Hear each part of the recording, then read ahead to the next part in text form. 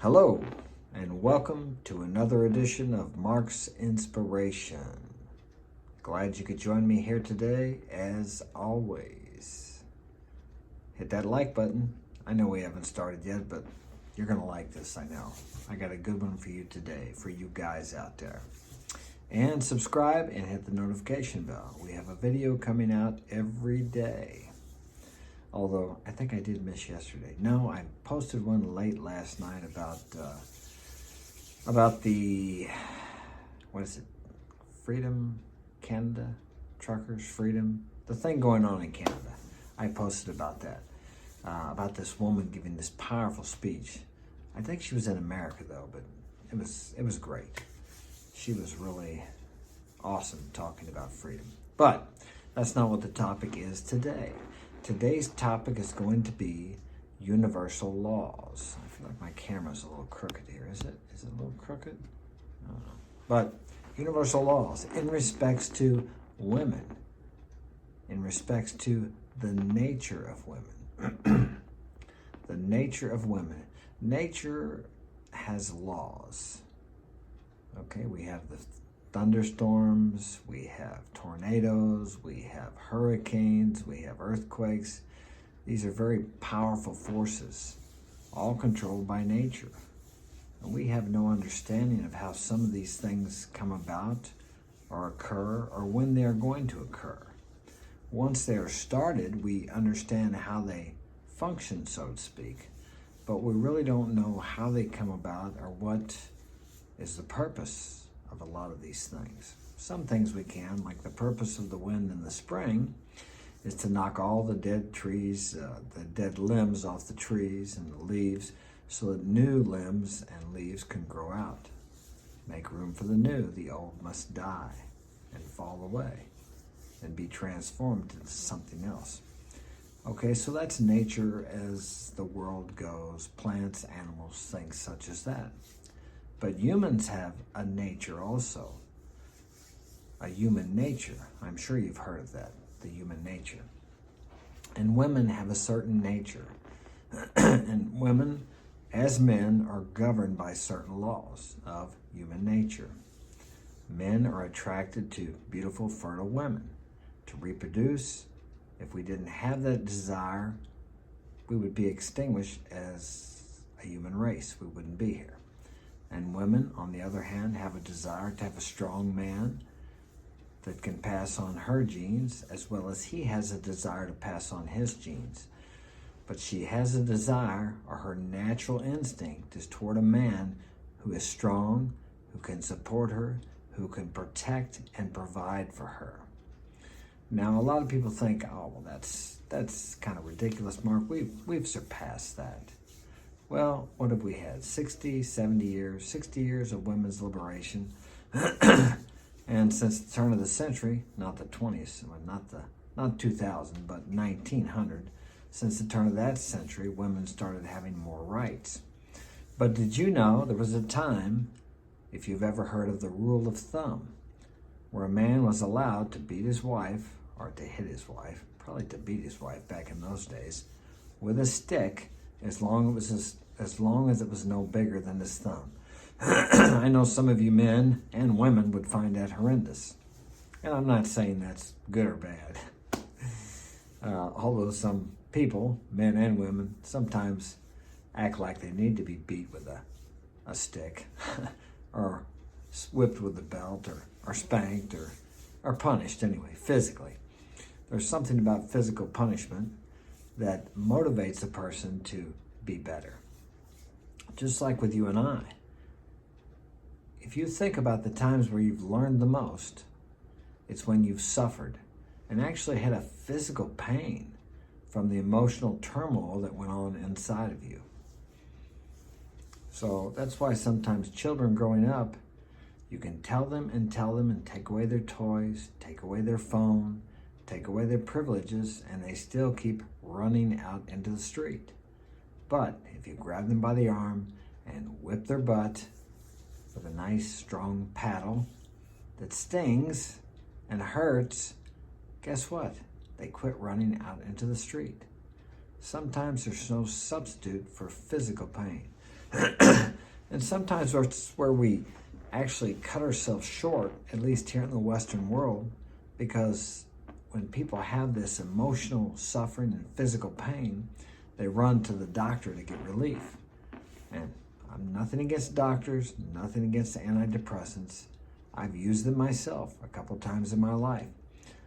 But unless you deal with the problem, because the medicine only deals with the symptom, which is depression, anxiety, fear, whatever. Unless you deal with the problem, the underlying problem, the medicine only covers up that problem, and you don't learn anything from it. Many people, probably including yourself, want to be successful in some field or another. Maybe you want to be successful with women, and that's where we're going with human nature. Okay, then you have to learn about women's nature. And let me tell you something. I can tell you all about women's nature. I don't know everything about it, but I've learned a lot in my 61 years. But there's just something about us humans that we cannot learn as well from someone else's experience. What we can do is go out and have those experiences with women ourselves, and then I can tell you why that happened and how it happened. And then with the experience and the knowledge that I pass on to you, or someone else passes on to you, then you have wisdom. You get wisdom. You actually learn. This is what happens when I do this. This is why it happened. You know it experientially, and you also know it intellectually, which is what you can learn from other people who are older and wiser. Then you gain wisdom. So the next time you find yourself in the same situation, you know how to deal with women's nature. What I've learned the most about women was when I went through the grinder, the meat grinder. I've been through the divorce grinder about 3 times. I've been married 4 times, but only grinded in the divorce. Well, really only grinded up twice. Two divorces weren't too bad because I didn't have any kids. Okay, I learned a lot about women's nature in those. I learned a lot about women's nature when I was starting to get disrespected, and I wasn't sure why, because I was being the good provider, the protector, the good husband, the good father, everything that society tells us we need to be for a woman, and everything that most women will tell you that they want from a man. But what a woman tells you she wants from a man, and what she's really attracted to, and what she is and who she is loyal to, is many times, if not all the times, 2 different things. There are rare women who know exactly what turns them on, what they're attracted to, what keeps them attracted to a man. But I would say that's less than 1%. Never, well, almost never, take advice from women about women. Because what they tell you is not what really works with women. Take advice from a man who has had a lot of experience with women, and who knows, who's had good experiences with women and difficult experiences with women, because that man has learned a lot in his life about women. Now you have a lot of guys who go out and rack up these numbers about how many women they've slept with, 100, 200 women, and now they've learned something about women, but you have to, are they just players? Are they just the chads? Do they just go out and have one-night stands? Sex with women, or do they have experience with relationships with women? If you just want to go out and bang women, then learn from those guys if that's all you want. But I will tell you this, because I've done that. I don't have the hundreds of count like a lot of these guys do. It was a little different back in my days, but I've been with many women. I've had many long-term relationships. I've had many one-night stands, and menage a trois ad infinitum, okay? I love women, but I've actually been called a misogynist in the last couple of years because of my traditional views. Traditionally, I believe a woman should submit to a man. Oh, now that sounds terrible, I know. Oh, submit. Like, you want somebody that you want a slave. No, that's not it at all. If my woman submits to me, what does she get out of it? Protection, provision, and love. Okay, that's what a woman sees love as, protection and provision, and excitement. You can do anything you want to with a woman except bore them. How do I know that? I've bored women before, and I've also kept them very excited for a long time. You know which one works the best? The latter, keeping them excited. I used to date this girl. Well, actually, I've dated several girls from out of the country. But this one, I work my ass off up here, okay? From the time I get up in the morning till the time I go to bed at night, I'm doing something. I very seldom ever watch TV. We don't have TV in the house. I do watch a movie occasionally if I think it will be beneficial to me. I watched a movie last night that I would recommend called Unfaithful. It had Richard Gere and, God, I can't remember the girl's name that was in there, but it was a good movie because here was the guy, Richard Gere. They had a kid about 9 years old. He was married to this girl. And he was a good husband, good provider. They lived in the suburbs, about now it'd be a $500,000, maybe $1 million house, $500,000 house. And his wife was out one day and just happened to run into this guy, and the wind was blowing. She dropped her stuff, he dropped his books, and they met. Long story short, they had this torrid affair. She didn't want to do it, but she couldn't resist. She couldn't resist. She had never been unfaithful before, but she was unfaithful to her husband, and it just killed her inside, but yet she could not resist this guy. She was a little bored at home, but her and her husband had a good love life, it appeared on the movie. He was faithful to her. They got along great. Their kid was in good shape. They had the perfect life, the perfect ideal life that society and we were raised up to believe that works, that nothing should go wrong. But why did something go wrong? Why did she cheat on him? He wasn't cheating on her. He treated her great. She loved him, but yet she couldn't resist. She cheated on him. Anyway, long story short, it didn't end well, and those things usually don't. He found out. He ended up killing the boyfriend accidentally. He just got so worked up and sick. He was talking to the boyfriend that he lost it, and he took this round ball thing and hit this guy over the head, and it killed him. He didn't mean to kill him, but he killed him. But those things usually don't end well. And that's why the police are more afraid to go to a domestic call than they are a burglary, because those are the most dangerous ones where the emotions are high. When people become emotional, they become dangerous. They become irrational. And that is one thing for you as a man, you always need to control your emotions. That is one trait that women love. A man who cannot be moved, no matter how many emotional storms she has, she cannot get you upset or emotional. You can take her or leave her. You're with her because you desire her, you want to be with her, but you don't need her.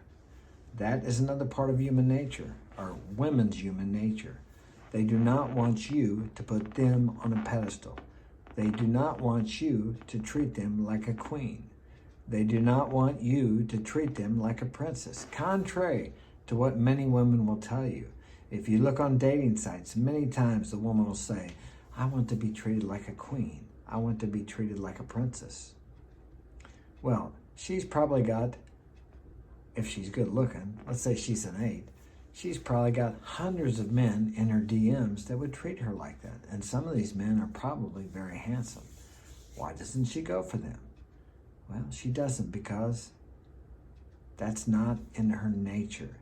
These men don't represent the strength that she needs to feel safe with a man. What does represent the strength she needs to feel safe with a man is a man who can take her or leave her. A man who's got a mission, a man who's focused on that mission, a man who's got a purpose, and his purpose is not her or getting laid every night. That can be a driving force in his life, but it is not his purpose. When it comes down to getting laid or him moving towards his goals, his purpose, his vision, he will choose his vision every time. And she knows this, and that is what she wants. She wants to be part of the adventure. She doesn't want to be the adventure. How do I know that? Because I've experienced both sides. When I was younger, and when I was doing my sports in my early teens and 20s, in my teens, I rode a Harley Davidson. I was the typical long-haired hippie, biker, drug addict, drug user, alcoholic type drinker. I had all the women. And you know what? I would not let no bitch sit on my bike. I probably shouldn't use that word. Okay, no woman. I'm not sure what I can use here on YouTube. But I would let no girl sit on my bike unless she asked permission, even my steady girl. And I had a steady girl and I had other girls on the side. And they knew this. Sometimes one would get on my bike without permission. I would tell her to get her ass off of there. My bike was much more important than a woman. My traveling, my riding, everything there was more important than the woman. And even when I got into my 20s, I got into sports, I got into boxing, amateur and professional. I did triathlons. Those were always my first priority, and I always had women. They were secondary. I could take them or I could leave them. Even when I was married to my first wife, I could take her or leave her. But they were all protected by me. If anybody messed with them, and sometimes that happened, I took care of it physically. And they knew that. I was there for them if they needed protection. And if they needed provision, I was there. But yet, I was willing to walk away from any of them at any time if they didn't like the way things were. There's the door. Don't let it hit you in the ass as you walk out. Now, did I want them to leave? No, I didn't. But I was willing to let them go if they did not want to submit to my way of life. Now, I know that sounds terrible, maybe to some of you guys who have been taught something different. But I didn't treat these women badly. I didn't belittle them. I didn't beat on them. They were attracted to that strength. A man who doesn't need anyone except the people that come into your life. Okay, a man that doesn't need a woman. He's not needy. Women hate needy men because needy equals weak. That is another part of women's nature. They hate and despise weakness in a man. Now, a lot of you guys think you got to be extremely attractive to pick up women. That's not true. Women are more attracted to inner strength. But as a man, you can do a lot of things. Maybe you can't change the way your face looks, but you can work out, you can get in shape, you can lose weight, you can get that body fat down to 12%, 10, 14, somewhere in there. I'm about 10 or 12 right now. Okay, and this will make you more attractive. You can walk straight, you can give good posture. When you walk into a room, you walk into that room like you own it. Practice doing that. Look at yourself in the mirror. Talk to yourself like you are somebody. I'm 61 years old. I've got a 15-year-old daughter, and I got 5 boys that are ages 13 to 21. I've been raising them by myself for the last 10 years, which you guys know. I've been divorced. Ex-wife went back to her country, never came back. That's another story. Read the book, okay? Yesterday, I know that my daughter's friends and my son's girlfriends, they'll say things about me. They're attracted to me. How can that be? My son's friends are in their teens, maybe a couple of them's in their 20s. My daughter's friends are all 14, 15, 16 years old. And she told me last night they call me a DILF. I'm like, what the hell is a DILF? Well, she said, you know what is a MILF? A MILF is. I said, yeah. Well, a DILF is a dad I would like to F. Okay, a MILF is a mother I would like to F. Okay? So I wasn't surprised because I've heard things and they've told me things before. Of course, I don't have anything to do with these girls because they're underage. But the point is, I'm 61 years old. I've taken care of myself, and I don't hang around with old people. At least I don't hang around with the old people or spend time with the ones that are talking about their medicines, talking about their latest illness, talking about their latest broken whatever it is, and talking about how they just aren't as good as they used to be. I don't do that. I hang around with my boys, with young people, and guess what? They have the same aches and pains as I do. They get hurt just like I do. It's just that when people get older, they forget that they got hurt. And someone's always there to tell you when you're older that, hey, you're not as young as you used to be. We were working for a guy yesterday, and I like this guy. His brother was my best friend when I was young. He was like a big brother to me. They both got back from Vietnam, and I was about 13. I started hanging with this guy, and I used to drink and party with him, but that's a whole nother story too. I mentioned him in my book. And I really enjoyed talking to this guy. I was never very close to him. I was closer to his brother. And I was kneeling down to do something. I was painting. And when I got back up, oh man, I was kind of stiff. He said, yeah, it's hell when you get old. It just keeps getting worse. I said, yeah, I know. I said, well, my boys do the same thing. Okay. And I did think about that. See, because that's what people are programmed to believe. Now, if I weren't around my boys, I would think, yeah, I must be getting old. Now, there's a part of a voice inside of me that says that. But then I stop that and I think, my boys do the same thing. My son, 18, was complaining about his back being sore because he was rolling, and sometimes that's hard on your back. Now, if I wasn't around young people, I would forget that. They get hurt just like me. They have aches and pains just like me. But when you get older, everybody is ready to tell you, and you're getting old, you can't do that. You better slow down. I had people 10 years ago, no, more than 10 years ago telling me, yeah, you better quit that running. I mean, I work out the same as I did when I was younger. I don't compete anymore. I save that energy for my work now, which I love the way I can walk and run, or not run at work sometimes, but move really fast at work when I'm not running a lot of miles. It gives my legs more energy, or I don't use all my energy running. But I'm getting off the subject. Human nature, women. Okay, you have to try to learn to understand human nature of women and give women what they want. Not what they say they want, but what they respond to favorably. Women want a certain kind of man. They don't want a supplicating, approval-seeking man. They are not attracted to that. They are genetically, biologically, evolutionary, repelled by that. If you bore them, they're repelled by boredom. They're repelled by submission. Women don't want you to submit to them. Women want a man that they admire enough that they submit to him. That's where I kind of got off track about submission. There's nothing wrong with submission. If you're a woman listening to this, or if you're a man thinking that you and your woman should be equal. Are you equal to the president? Are you equal to the government, your governor? Are you equal to your senator? Are you equal to the police chief? Are you equal to the policeman? Yes, in the eyes of God you may be equal, but they have authority over you. And guess what? When you submit to that authority, you have nice roads to drive on, you have police protection, you have infrastructure, you have electricity. All these things are privileges given to you by your submission. If you think not, tell me what happens if you go out here and decide to break a few laws. Where do you end up? In jail. Because you revolted against the authorities that were put in place by the people.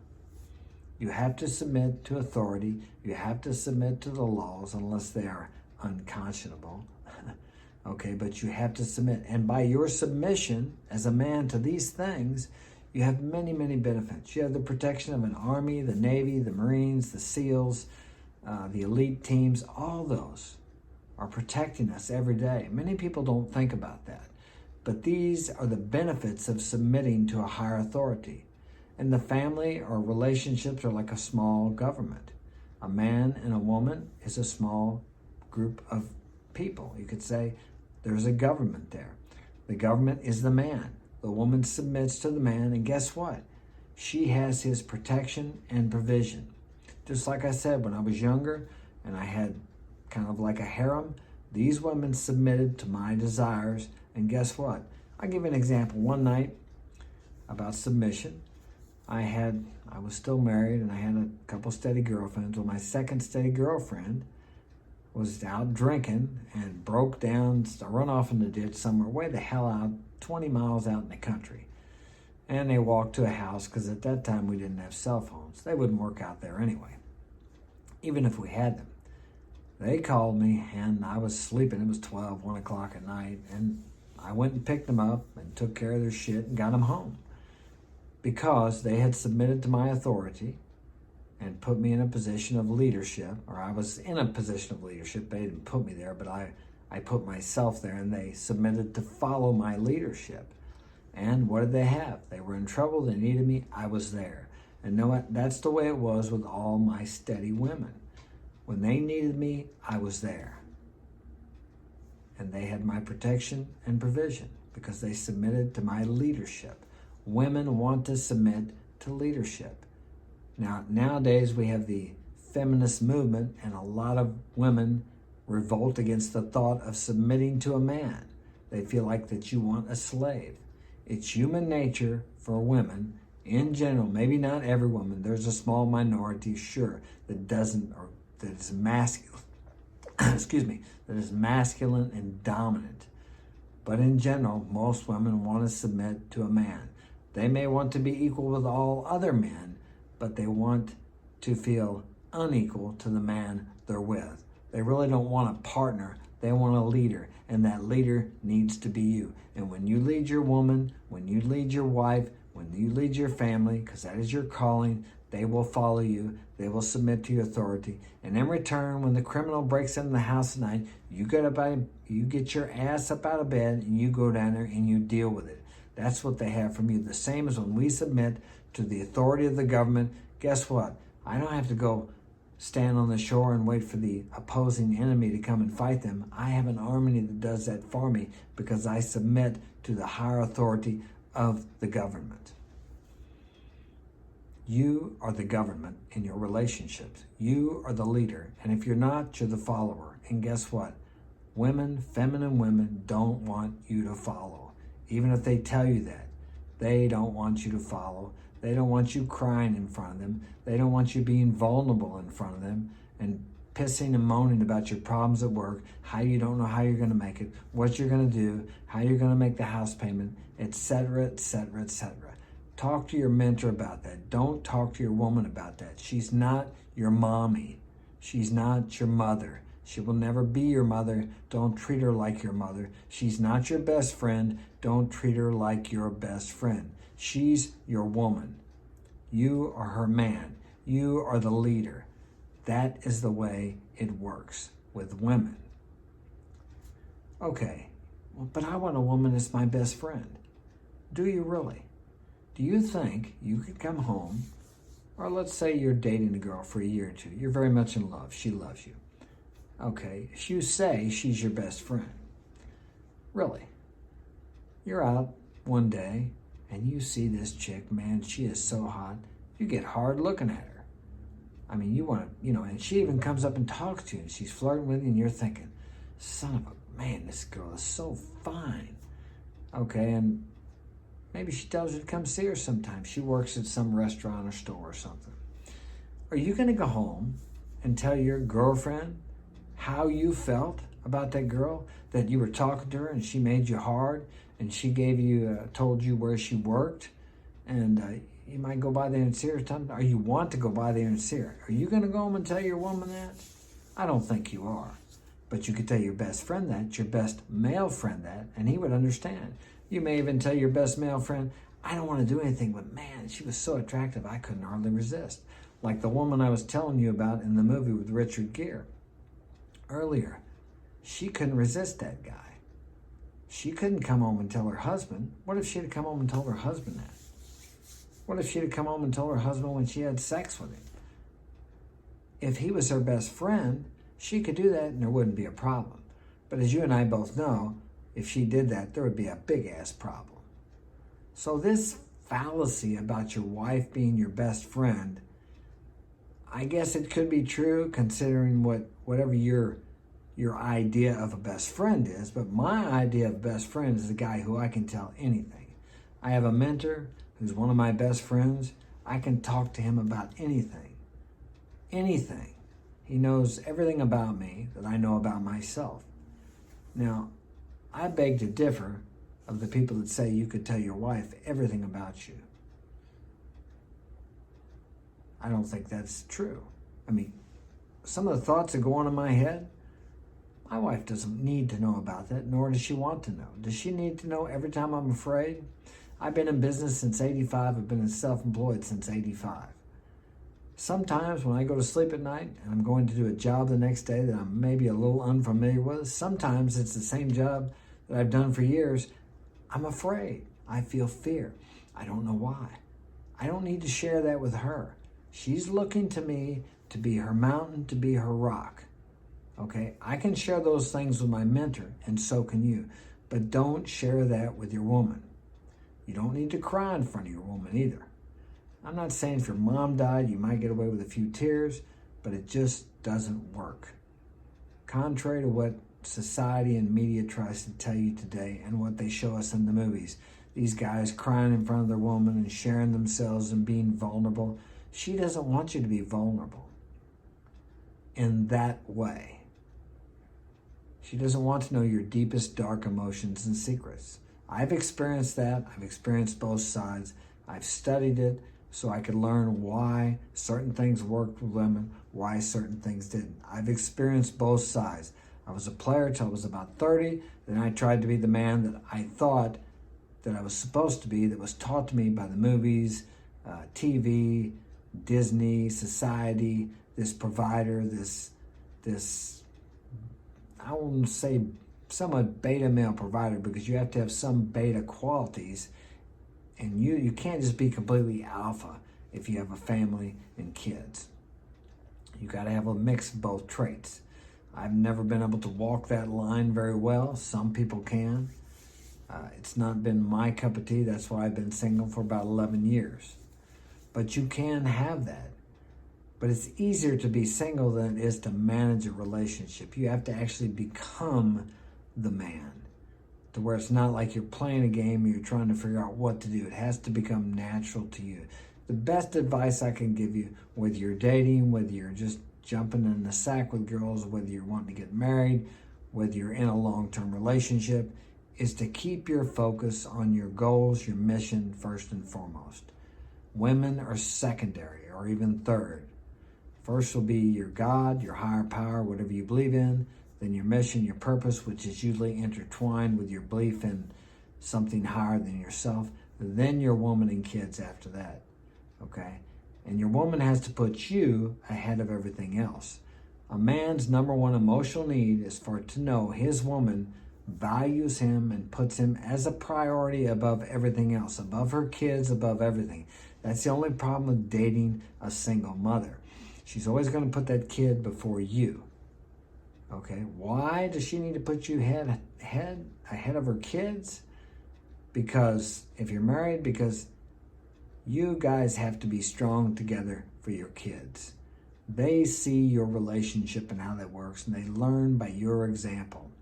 They have to see her putting you, because if they don't stay together, if they don't stay strong, the whole family dissipates and everything goes to hell, and you got all these kids growing up without fathers, without mothers. I got it here.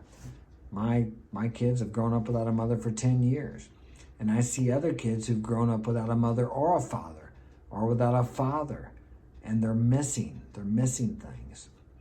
The best is to raise kids up with a mother and father in a committed relationship where the husband and the wife are committed to each other. They both know their place. Yes, each have a place. And it's the nature of woman to be the follower of a strong leader, a man who's going to protect and provide for her. That's what she wants. That's what she is evolutionarily programmed to desire. And when you feel that desire, she has no need to go anywhere else. And if she has a desire to go somewhere else, she will be fearful of doing that. Your best chance of your woman being loyal to you is you being loyal to yourself. That is congruent with the human nature of a woman. I'm going to stop there. I hope this has been of value to you. Share this with a friend. Again, hit that like button now, subscribe, hit the notification bell, and thanks for joining me. I'll see you tomorrow.